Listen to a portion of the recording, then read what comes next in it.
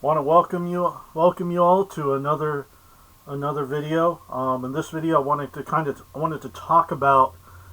First of all, I want to go ahead and start with a daily verse, and then also, if you have any prayer requests at all, please put them in the comment section below. And also,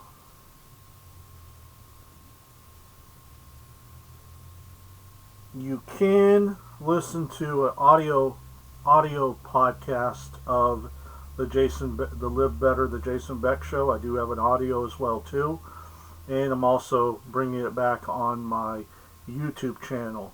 This still will remain a Christian conservative channel. Now for the verse of the day. Behold, God is my salvation. I will trust, and I will not be afraid. For the Lord God is my strength and my song, and he has become my salvation. So you only get two choices in life, in the game of life. And you can either have Coach Jesus or Coach Satan. In either one, if you have Coach Jesus, you got his commandments, his love commandments, his commandments to follow. But you have a team cheering you on. You have his angels cheering you on. Happy every time that you're doing something, right and righteous and for the Lord. But you also have the Holy Spirit there to convict your heart when you do something wrong too. We are human. I mess up, but thank God that he sent his son down that I could say, Lord, I messed up. I know that was wrong. Please forgive me. So we have a Savior, a Messiah, and that's such a blessing. And so on this particular show, what I wanted to talk about why you should be prepared for any type of an event. Either it be a food shortage, either it be a tornado, a hurricane, and even a possible EMP, a war, World War III, Civil War, civil unrest, you name it. If anything we've learned in 2020, that any of these things could potentially pop off. We had the pandemic. There were warning signs. Even I've had a friend I also follow on YouTube. I want to give him a shout out, Adam, with Marfugal TV, Marfugal News. He does have a alternative news channel. Highly recommend you go check him out. He saw the warning signs. Now the warning signs are going towards, possibly something from space coming to either, a possible EMP to maybe nuclear, maybe. Just be prepared. So I'm going to give you a few tips and tricks that you can, how you can be prepared for any type of an event. And some of the stuff that you're going to want to have a Faraday bags as well too. So you can put your personal little electronics, a Faraday cage, where you can stick a generator, maybe a small little electric generator as well too. And also, thanks to EMP Shield, you can have auto protection, home protection, protect your solar panels, and protect your generator as well too. And all you got to do is just use coupon code JEB. Any purchases that you use with the coupon code will go to help support this channel, and also will go to help support the audio podcast as well too of the Jason Beck Show. And or you can go straight to just empshield.com/JB. I'll put that all in the description box below. Another one you're gonna want to get freeze-dried food. This is more for a long term. I understand it can be a tad bit more expensive. Another option is pay a little bit more and get your own freeze-dried freezer. Or no, freeze-dried freezer. Your own freeze dryer where you can freeze dry your own food. Now you do have to make sure that you have, a vacuum sealer, oxygen absorbers, or mason jars that you can put it in where you can get a vacuum seal that does mason jars too that'll seal it also. So that's a few tips and tricks there that you can do there also. And also in the link description box below, I will have to one of the companies that I highly recommend that if you do buy freeze-dried food, My Patriot Supply. And any of the companies I mentioned, they don't sponsor me. I'm just affiliated with them. They give me any of the links that you use to purchase from. Whenever you purchase stuff, will go to help support the show and this channel as well too. So, My Patriot Supply, you got EMP Shield, coupon code JEB. So you got EMP Shield, to protect against EMP strikes, solar flare, and even lightning protection as well too. But just one thing to keep in mind, if your car gets struck by lightning or your house, and the EMP shield saves your bacon, saves your car and your house, you're going to have to purchase another one because it's going to be fried. So it might be good to have a few backup EMP shields that you can even you all would also want to put in a Faraday bag as well too. So that way if there's an EMP strike, it wouldn't render them, that way that you can still use them, swap it out on your car after you've already gone through that EMP strike to protect it against a possible one if there is any ones down the road. I hope there are not, but it gives you the peace of mind. Also you want to make sure you get a vacuum seal bags and a vacuum sealer. And one thing that you can do when you're when you're storing pasta, you can store it in the bag. Make sure you put oxygen absorbers and wrap parchment paper around it, so that way it doesn't put a puncture through the vacuum seal bags, because it can tend to do that sometimes.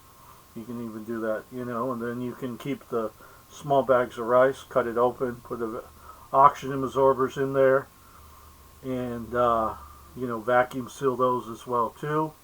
You can vacuum seal your beans also. Always make sure to put enough oxygen absorbers in there. As far as the ratio to what, you'll definitely want to have, Google that, look that up, make sure that you get in the correct amount as well too. Another option is also make sure you have a short-term supply of food also. That's crucial. Short-term, 3 months, 6 months. Maybe some canned food. Canned food can last a few years. Even some of the canned dog food can last a few years too. There are some, one particular company, I'm not affiliated with them, Ready Store, but they do have dog food that I believe has a shelf life of 15 years. It's a little bit more expensive, but you have that on hand. That's long term. You have that to use for your pets, for animals as well too. And also, one thing that you can also, one most important thing you can't survive off of for more than 3 days is water. Some tips and tricks. If you live in an apartment, use every nook and cranny that you can to have water, stored water. I understand some of you may be late, like I was coming to the party, of not necessarily being a prepper, but yeah, if you want to call it being a prepper, that's just smart. It's just, you're investing in your family's safety and your safety and your pets and animals' safety. So that's another tip You know, water. You know, there are, you can go out buy 5-gallon jugs that you can fill water in. If you have a home, then you can get the 55-gallon ones, but also have some ones that are portable as well too. You want the plastic ones that last a lot longer than the clear ones. Is it still good to have clear bottles of water? Absolutely. There are a few companies that sell canned water that last anywhere from 30 to 50 years. So maybe having a stash of that on hand wouldn't hurt as well too. Also, food grade buckets. You'd want to get those as well. You know, and get some Mylar bags, and you can fill them with rice and beans. Now on the rice, we'll make sure you want to freeze the rice first, because you don't want to open it, a year down the road or 2 years down the road and there'll be bugs in there. So it'll help prevent, any of the eggs that could be in the rice or anything from make sure that doesn't happen. So you want to make sure you want to freeze that for at least about 3 days, or a little bit longer on the rice, with even beans as well too. So, and then you get the Mylar bags. If you have the little bag, you just buy a little bag of beans. You can do that with the vacuum sealer as well too. But if you're trying to store, more quantity of like beans and rice, you get the Mylar bags, food grade buckets. You can get them at like Home Depot, and make sure you have the correct amount of oxygen absorbers. And it's good to use just like a curling iron thing to run it across to close it. And you want to make sure you leave a little opening where you can put like a little attachment for a vacuum cleaner to suck out some of the oxygen. And then the rest of the oxygen that's in the bag, that's what the oxygen absorbers will be for. And then you go ahead and seal that up, put your lid on it, and put the date that you put it in there and what it is, and you just got long-term storage for rice, and beans. Or pasta if you decide to do pasta. But the pasta bags, you can, like I said, wrap it around in parchment paper, use a vacuum seal, but you could do the same thing for pastas as well too. So they'll give you some ideas, give you a little start there. It's never too late. If all you can afford every week is $5 worth of getting a few cans of beans and vegetables and stuff, or a few cans and plus a few cans of dog food for your animal or cat food, whatever it is, do whatever you can. Whatever you can. Every little bit here and there. I started a little bit. I'm still gonna continue. One thing you don't want to tell everyone. Hey, then they'll be knocking at your door. So, you want to make sure that if something happens, you just fit in and be like a gray man. Just if people are smelling and you go out, you want to make sure you're smelling too. You don't want to have triple deodorant, cologne, and they're going to know, oh, that guy's probably got some food and extra stash. Now, I would recommend, saving up a little bit extra for your neighbors, friends, family that, are knuckleheads. I like to call them knuckleheads because they don't listen. They're stubborn. I've told my roommates, I've told family members, and it's like it goes through one ear, out the other. They spend money on worthless stuff that you're not going to be able to eat and drink, in the event something happens. People think that, oh, we're just going to go coasting all the way through. I'll tell you what, you should ask people that actually did prepare for events, and how thankful they were that they actually did prepare. Like a lot of you that prepared for the pandemic. that took the advice of others, of starting to stock up. Y'all weren't, you guys were not in need of anything. You had everything. You had food, you had toilet paper, you had all that.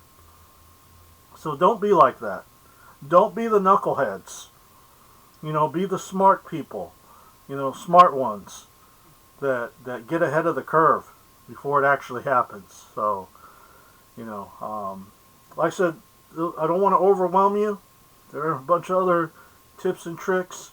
One YouTuber that you can also follow that'll help you in this journey is Alaska Prepper. Highly recommend his channel. He's got a great channel. Seems a great guy. Gives great advice and tips and stuff, and helping you be prepared and stuff. So, before I end this video, I'd like to go ahead and pray for each and every one of you. And if there's someone out there that maybe doesn't know Jesus, you now have that opportunity where you can come to Jesus and be on Team Jesus. So, dear Heavenly Father, thank you, Lord, for this beautiful day. Thank you for everyone here. Lord, I just pray that you forgive us all for our sins, known and unknown to us. And just guide and direct our paths in our lives. For anyone that doesn't know you, Lord, I just ask they repeat after me. Dear Jesus, please come into my heart, my life. Please forgive me for my sins. Lord, please be the Lord of my life, my Savior, my King of Kings. Please wash me with your blood, wash away my sins with your blood that you shed on the cross for me.